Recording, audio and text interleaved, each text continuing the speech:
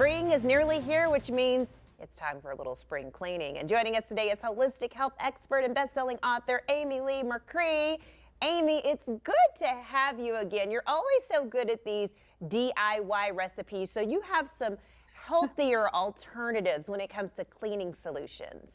I do, and I'm so happy to be here with you again, Crystal. We always have so much fun getting to talk about all kinds of wellness topics. Yeah. And so today we have two DIY, natural, completely non-toxic options for spring cleaning. Oh, I love it. Okay, so let's get to the first option.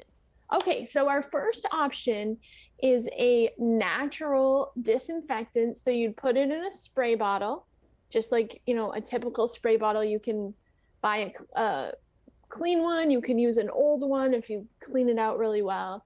You're going to fill it up with water. You can see I've been using mine, so it's not completely full, but you're going to fill it up with water, pretty high up.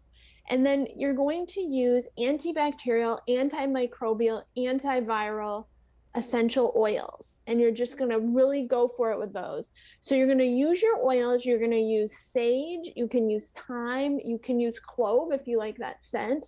Many essential oils are antibacterial: rosemary, lemon, lime, grapefruit. We have a list on our graphic, but you can add others that you like too. Clary sage is another. So you'll kind of take your oil, you put your drops in the bottle and give it a shake every time you use it. If you'd like to use it to clean a surface with a more soapy kind of a thing, you can put a couple drops of something called Castile soap in there, which you can get at, Whole Foods, a natural food store. You just need a little bit. It's very, very cost effective. Yeah, and then you works. Spray and clean. I've used it. I've used Castile soap, and I've definitely heard that about those the elements that you described in the essential oils and how they do have that antibacterial.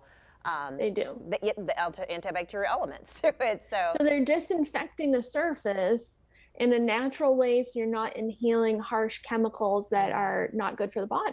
That's so and they smell great. Yeah, they do. That's what I love is the smell. So let's go to the second option you have, Amy. So our second one is a natural DIY ultra non-toxic laundry detergent. So you can actually make your own laundry detergent. So you're going to use something called, you'll see in our graphic, something called washing soda, which is made from baking soda. So washing soda is sodium carbonate. Baking soda is sodium bicarbonate. So it's actually very similar. You can make your own washing soda, which you can buy it, which is easier, but you could make it if you want. You bake a layer of baking soda at 400 degrees for 1 hour, and you've made washing soda, which is very similar, but it has a silkier consistency, and it's really nice for cleaning and softening your clothes.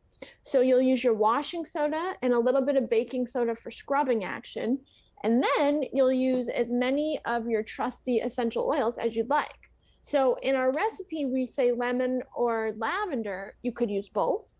You could use really any other oils that you enjoy, can all be added in there and mixed into a mix.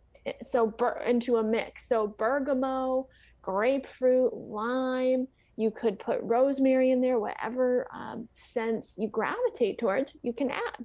Oh, I love that. Those essential oils, they serve so many purposes, from cleaning to decompressing.